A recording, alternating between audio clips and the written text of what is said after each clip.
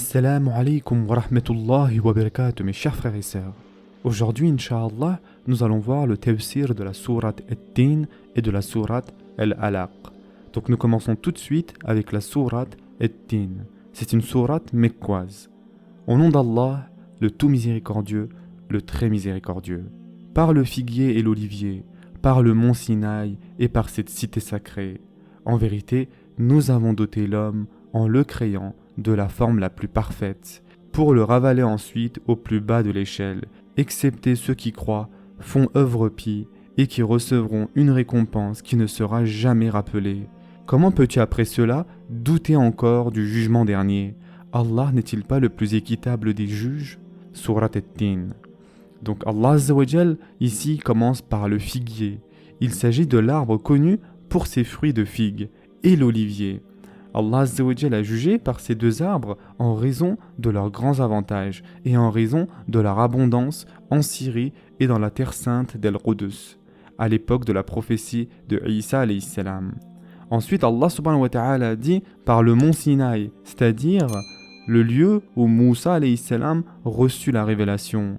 Et ensuite, Allah subhanahu wa ta'ala a dit et par cette cité sacrée.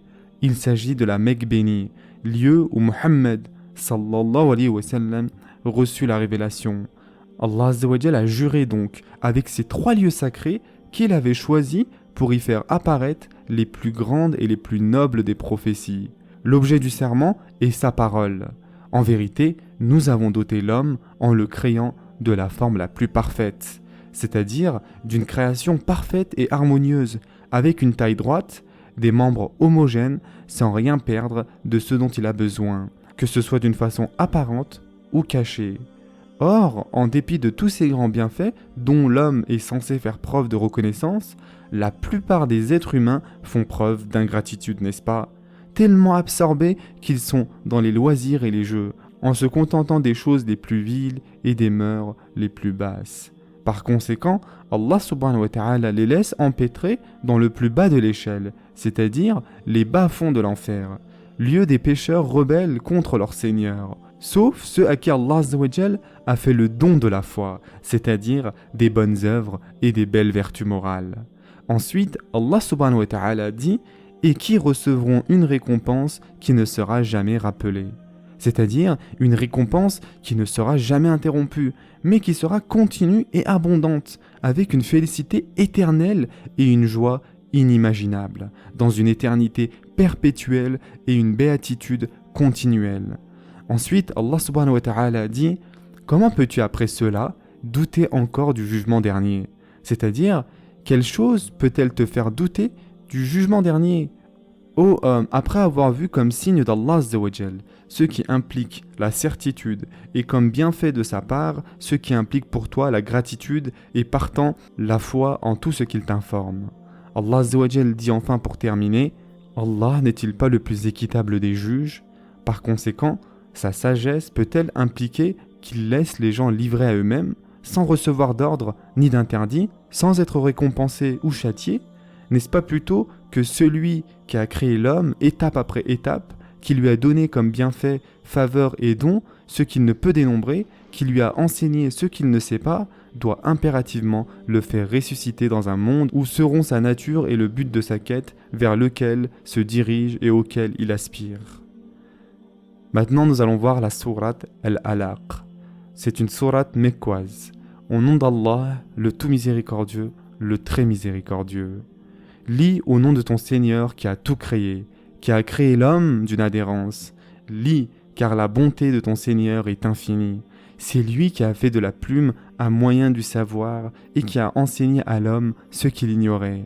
Et pourtant, c'est cet homme-là qui devient rebelle, dès qu'il se sent en mesure de se suffire à lui-même, comme si tout n'était pas destiné à faire retour à ton Seigneur. Que dire alors de celui qui s'emploie à empêcher un fidèle d'accomplir sa prière? Sais-tu qu'il suit la bonne voie ou s'il ordonne la pratique de la piété? Et que dire si, de plus, il crie à l'imposture et tourne le dos à la foi? Ne sait-il pas qu'Allah le voit? Gare à lui, s'il ne met pas fin à ses agissements, nous le traînerons à l'enfer par le toupet, ce toupet de menteurs et de pécheurs. Et qu'il appelle alors les siens à son secours. nous ferons appel à notre tour aux gardiens de l'enfer. Prends donc garde, n'écoute pas cet impie, mais prosterne-toi devant ton Seigneur et rapproche-toi de lui. Sourate Al-Alaq. Cette sourate est la première à avoir été révélée au prophète sallallahu alayhi wa sallam. Elle lui fut révélée au tout début de sa mission prophétique, alors qu'il ne savait pas ce qu'était le livre de la foi. Jibril alayhi salam est venu à lui avec le message d'Allah subhanahu wa ta'ala et lui ordonna de lire. Mais le prophète sallallahu alayhi wa sallam lui répondit qu'il ne savait pas lire. Jibril alayhi salam revint à la charge plusieurs fois jusqu'à ce qu'il finît par lire ce qu'Allah azza wa jal lui révéla, à savoir « Lis au nom de ton Seigneur qui a tout créé », c'est-à-dire l'ensemble de la création. Ensuite, Allah subhanahu wa ta'ala parla de l'homme en particulier, en mentionnant le début de sa création, d'une adhérence. Celui qui a créé l'homme et a pris soin de lui doit impérativement disposer de lui à travers des ordres et des interdits, et ce, en lui envoyant un messager et en lui faisant descendre des livres. C'est pour cela qu'après lui avoir ordonné de lire, Allah azza wa jal mentionna sa création de l'homme. Ensuite, il dit « Lis, car la bonté de ton Seigneur est infinie ». C'est-à-dire qu'Allah azza wa jal a de nombreux attributs, beaucoup de générosité, de bienfaisance, au point d'avoir fait de la plume un moyen du savoir et qui a enseigné à l'homme ce qu'il ignorait. En effet, Allah azza wa jal l'a fait sortir du ventre de sa mère sans savoir quoi que ce soit, et il lui a donné l'ouïe, la vue et le cœur, en lui facilitant les moyens d'accès à la science. Il lui a appris le Coran et lui a appris la sagesse. Il lui a appris le moyen d'utiliser la plume pour acquérir la science, garder les connaissances et transcrire toutes les informations possibles. Loué soit le Seigneur qui a donné à ses serviteurs toutes ces faveurs auxquelles ils ne pourront jamais être reconnaissants. Ensuite, Allah azza wa jal leur a fait don de la richesse et de l'abondance des ressources.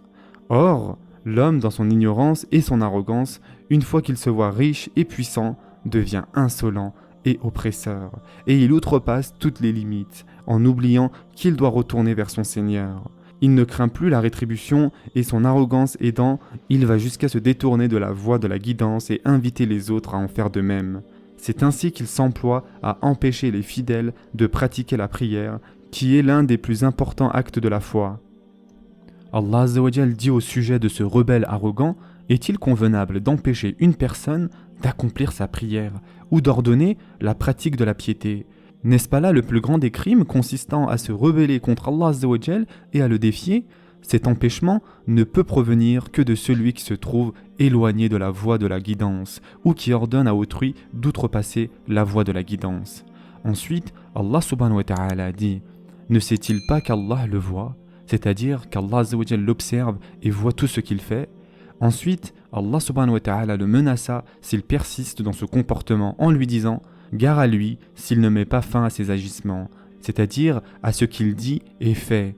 Ensuite, Allah subhanahu wa ta'ala dit « Nous le traînerons à l'enfer par le toupet, ce toupet de menteur et de pécheur, c'est-à-dire menteur dans ses propos et pécheur dans ses actes. » Ensuite, Allah subhanahu wa ta'ala dit « Et qu'il, c'est-à-dire cet homme qui a mérité le châtiment, appelle alors les siens à son secours, c'est-à-dire ses compagnons dans le péché, pour qu'ils lui apportent secours dans ce qu'il vient de lui arriver. » Allah subhanahu wa ta'ala dit « Nous ferons appel à notre tour aux gardiens de l'enfer, pour qu'ils soient livrés à eux et à leur châtiment, qu'ils regardent donc quel est celui des deux groupes qui est le plus fort et le plus capable. » Telle est donc la situation de celui qui empêche les fidèles de prier et tel sera son châtiment. Quant à celui qui est victime des agissements de ce rebelle, Allah subhanahu wa ta'ala lui ordonne de ne pas obéir à ce mauvais conseiller et de ne pas suivre ses mauvais conseils, en lui disant « Prends donc garde, n'écoute pas cet impie, car il ne t'ordonne que ce qui peut causer ta perte dans les deux mondes. » Et enfin, pour terminer, Allah subhanahu wa ta'ala dit « Mais prosterne-toi devant ton Seigneur et rapproche-toi de lui. » Rapproche-toi de ton Seigneur dans tes prosternations et autres actes d'adoration, car toutes ces choses font obtenir sa satisfaction et rapprochent de lui. Ces versets s'appliquent à tous ceux qui détournent les gens de la voie du bien et de la vertu, bien qu'ils soient révélés au sujet des Abu Jahil lorsqu'il empêcha le prophète sallallahu alayhi wa sallam de prier et qu'il lui porta préjudice. Ce sera tout pour aujourd'hui, je vous souhaite dès maintenant un bon iftar. En attendant, prenez soin de vous mes chers frères et sœurs et à très prochainement. Inch'Allah.